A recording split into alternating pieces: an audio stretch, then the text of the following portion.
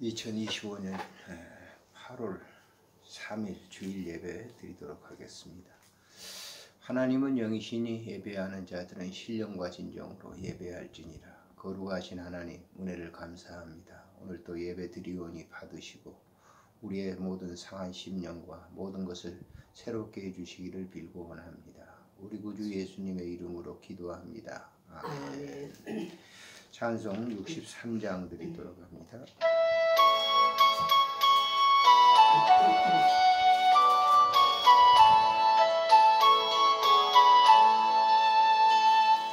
주가 세상을 다스리니 그의 영이 넘쳐나고 그의 나라와 주의 영광 온 하늘에 가득하라. 저흉한 마귀의 무리가 멸망케 하시는 주 이 찬양을 주께 드리니 그 영광을 받으소서. 주와 권능의 손으로서 이 세상을 창조하니 그의 놀라운 창조 솜씨 온 백성이 경탄하네. 하늘의 얼음도 모두 주 영광을 나타내요. 늘 돌봐주시는 주께 그 영광을 돌립니다. 주가 세상의 반영물을 온마리에 맡기고 순종하라는 말씀으로 구원을 주셨도다. 땅 위에 주님의 이 영을 넘치며 교동하니 그 나라와 주님의 영광 온 천하에 찬란하라. 신앙고백 하겠습니다. 전능하사 천지를 만드신 하나님 아버지를 내가 믿사오며 그 외아들 우리 주 예수 그리스도를 믿사오니 이는 성령으로 잉태하사 동정녀 마리아에게 나시고 본디오 빌라도에게 고난을 받으사 십자가에 못 박혀 죽으시고 장사한 지 사흘 만에 죽은 자 가운데 다시 살아나시며 하늘에 오르사 전능하신 하나님 우편에 앉아 계시다가 저리로서 산 자와 죽은 자를 심판하러 오시리라. 성령을 믿사오며 거룩한 공회와 성도가 서로 교통하는 것과 죄를 사하여 주시는 것과 몸이 다시 사는 것과 영원히 사는 것을 믿사옵나이다. 아멘. 거룩하신 하나님 은혜를 감사드립니다. 복된 주일을 주시고 우리로 하여금 예배드릴 수 있도록 환경과 조건을 주신 것 감사를 드립니다. 영광을 받으시고 오늘 드리는 예배를 통해서 우리의 모든 삶 속에 깊숙하게 주의 여호와 영이 임재함을 누리며 예배드릴 수 있도록 인도하시고 또 오늘 이 시간을 통해서 하나님께 늘 아름다운 삶을 드릴 수 있도록 주님 도와주시기를 간절히 빌고 원합니다. 이 땅에 소외받은 자들을 위해서 기도합니다. 질병으로 또 물질로 인간관계 때문에 소외되고 고통받는 모든 종들을 찾아가 주시고 위로하시고 격려하시며 세임을 허락해 주시기를 간절히 빌고 원합니다. 이 나라와 민족을 긍휼히 여겨 주시기를 빌고 원합니다. 나라가 여러 가지로 어려운 가운데 있사오니 하나님의 도움의 손길로 말미암아 이 민족이 새로워질 수 있도록 도와주시고 많은 국가의 선교사님들을 파송할 수 있도록 주님 도와주시기를 간절히 빌고 원합니다.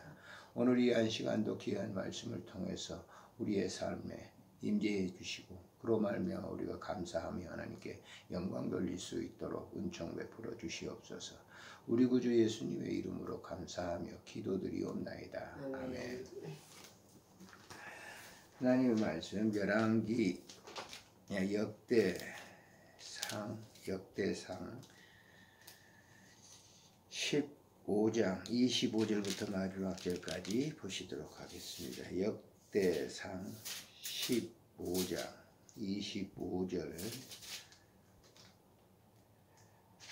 같이 봅니다. 이에 다윗과 이스라엘 장로들과 천부장들이 가서 여호와의 언약궤를 즐거이 메고 오벤에돔의 집에 올라오는데 하나님이 여호와의 언약궤 맨 네 사람을 도우셨으므로 무리가 수송아지 7마리와 수장 7마리를 제사를 드렸더라. 다윗과 및 궤를 맨 네 사람들과 노래하는 자와 그의 우두머리 그나냐의 모든 노래하는 자도 다 세마포 겉옷을 입었으며 다윗은 또 배에 옷을 입었고 이스라엘 무리는 크게 부르며 불나팔과 나팔을 불며 재금을 치며 비파와 수금을 힘있게 타며 여호와의 언약궤에 메어 올렸더라. 여호와의 언약궤가 다윗성으로 들어올 때에 사울의 딸 미갈이 창으로 내다보다가 다윗 왕이 춤추며 뛰노는 것을 보고 그 마음에 없인 여겼더라. 아멘. 오늘 주신 말씀을 통해서 언약궤라고 하는 말씀으로 생각을 하려고 합니다. 인간사는 다사다난하고 그래서 아주 복잡해서 하루에 그 24시간 그 일정 가운데 잠자는 시간까지 다 포함해서 늘 우리에게 여러 가지 일들이 닥쳐오게 되죠. 그러한 일들이 닥쳐올 때 우리가 그것을 모면하기 위해서 내가 노력하고 내가 애쓰는 그런 경우가 있습니다만 그건 다 거의 실패로 끝나는 것을 우리가 볼 수가 있어요. 특별히 오늘 본문의 역사 속에 나타난 걸 보면 다윗이 이제 왕에 오르게 되죠. 근데 그 아브라함의 조상으로서 그 장자의 계보를 보게 되면 유다가 계보를 이어가게 되고 그 유다 지파에서 이제 왕위를 계속하는 것이 이스라엘의 왕조의 역사, 남쪽 유다의 역사였던 것을 볼 수가 있죠. 근데 지금도 그 이스라엘 나라는 그런 이것을 현존하게 이어오고 있어요. 근데 그러한 역사 속에서 그 이스라엘 민족의 정신을 이어왔던 것은 사람이 아니라 그들의 정신적 지주였던 하나님의 법궤가 있었던 것을 볼 수가 있죠. 법궤는 이스라엘 백성들이 애굽에서 출애굽한 이후에 시내산에서 하나님께로부터 받은 그 법궤 안에 들어있는 것을 보면은 아론의 상난 지팡이 또 만나 그리고 그 법궤 안에 십계명이 들어가 있죠. 근데 그 세 가지는 하나님께서 그 이스라엘 백성들에게 임재한다고 하는 그런 의미가 있어요. 하나님의 말씀이 있죠. 또 그들이 일용할 양식으로 먹는 만나가 있죠. 아론의 지팡이라고 하는 쌍난 이 지팡이는 이스라엘 백성들에게 그 리더가 이스라엘 백성들을 인도하는 그러한 그래서 그 리더가 인도를 하는데 그 리더가 인도한 게 아니라 그 지팡이를 주어서 하나님께서 그들을 인도하신다고 하는 그런 영적 의미가 있어요. 그래서 이스라엘이 출애굽을 하고 난 다음에 가나안 땅에 들어가서 430년 동안 사사시대가 전개되죠. 그 사사시대가 마치고 난 이후에 사실 사사시대 보면 그 법궤가 잘 나오지 않습니다. 법궤라고 하는 이제 사사시대를 마치고 난 다음에 이스라엘의 그 역사 속에 사울왕이 됐죠. 사울왕은 그 유다 지파는 아니었어요. 베냐민 지파였죠. 그러니까 그 사울왕이 되고 사울왕이 죽고 난 다음에 이제 다윗이 유다 계열의 다윗이 왕이 되는 거죠. 그러니까 사실 어떻게 보면 사울 왕도 법궤에 대한 중요성을 알지 않았어요. 근데 다윗이 왕에 딱 오르고 난 다음에 법궤를 잃어버리고 법궤를 무시하고 했던 그 사사시대의 430년 동안의 생활은 그 주변에 있는 나라들 아몬이라든지 블레셋이라든지 이런 나라들 침공을 받아가지고 법궤도 빼앗겨가지고 블레셋의 경내에 있었던데 경내에 있었을 때예요. 그때 하나님께서 그 법궤를 이제 이스라엘로 이 유다 백성들에게 이제 오게 하는데 그것도 자기들 마음대로 오게 하는 게 아니라 하나님께서 역사하셔서 오베네돔의 집에 이제 법궤가 머물게 해가지고 그 이스라엘이 이제 잠시 평안을 누리게 되는 거죠. 이때 다윗이 왕이 올라서 가장 먼저 했던 일이 뭐냐면 예루살렘에 그 법궤를 옮겨오고요. 자기 궁궐 앞에 법궤가 옮겨오도록 하는 그런 과정이지. 다윗은 일찍이 이 법궤의 중요성을 알았단 말이에요. 법궤 속에 법궤에 포함되고 안에 들어있는 그 세 가지의 조금 전에 말씀을 드렸습니다만 그 아론의 쌍난 지팡이 십계명 만나 그 안에 들어있는 것이 하나님께서 그들을 인도한다고 하는 그런 그 의미가 담겨 있는 것을 다윗이 알고 그 오베네돔에 있는 그 법궤를 이제 예루살렘 본궁 앞에 가져오게 하는 그 과정 속에서 오늘 본문에 나타난 내용이 있습니다. 근데 가져오게 하는 것도 그냥 다윗이 혼자 들고 오는 게 아니라 그 제사장들로 하여금 법궤를 가져오는데 여러 가지 이제 악기를 동원해서 풍악을 울리게 하고 그 과정을 쭉 가져오는 과정을 보게 합니다.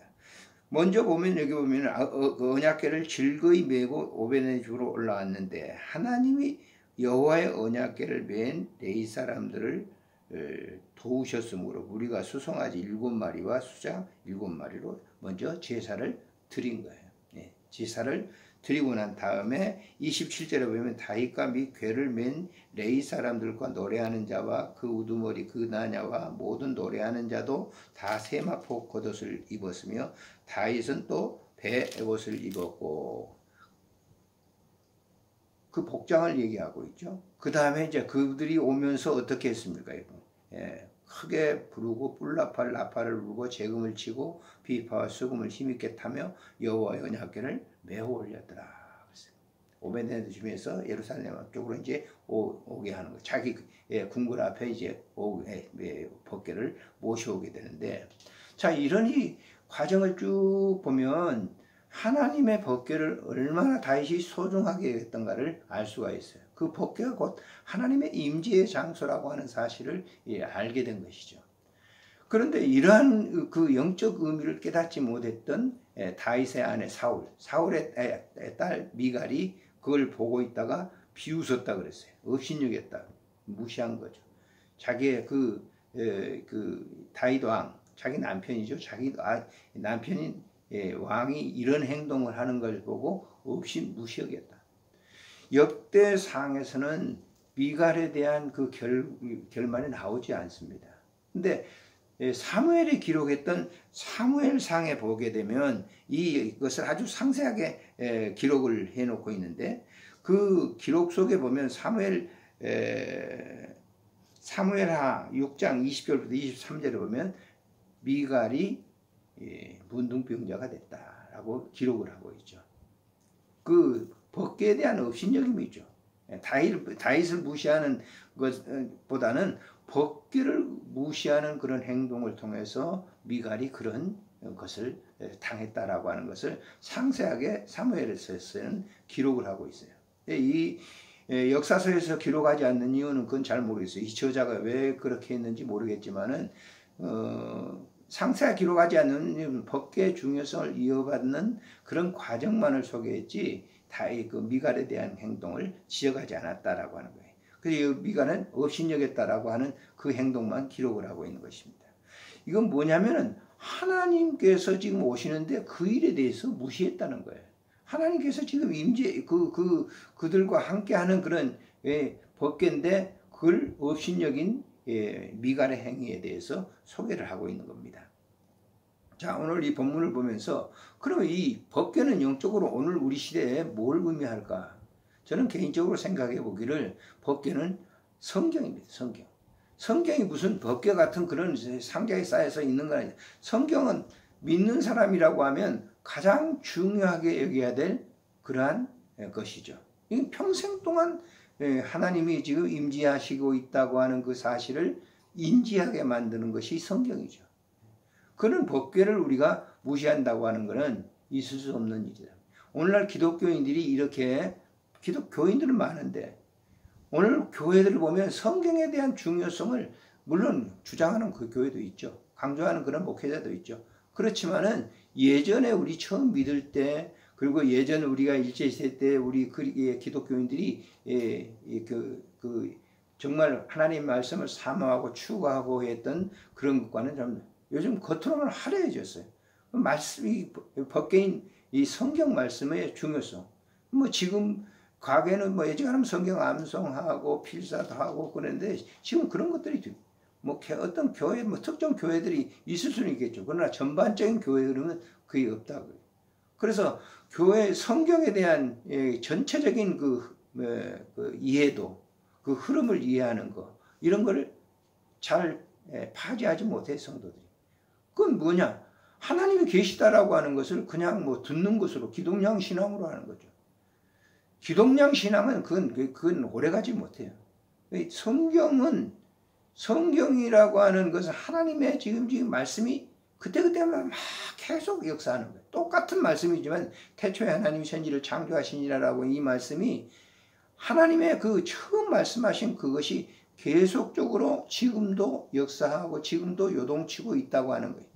태초에 하나님 천지를 창조하시니라. 그 창조하심 속에 창조하심이라 말로만 하는 게 아니라 들었던 것만 하는 게 아니라 그 말씀이 실제적으로 심령 속에 임하고 있는 것을 우리가 느끼며 누리며 사는 것이 가장 중요한 의미라 이렇게 생각해 볼 수가 있는 거죠. 그래서 오늘날 현대 그리스도인들에게 있어서 성경이라고 하는 건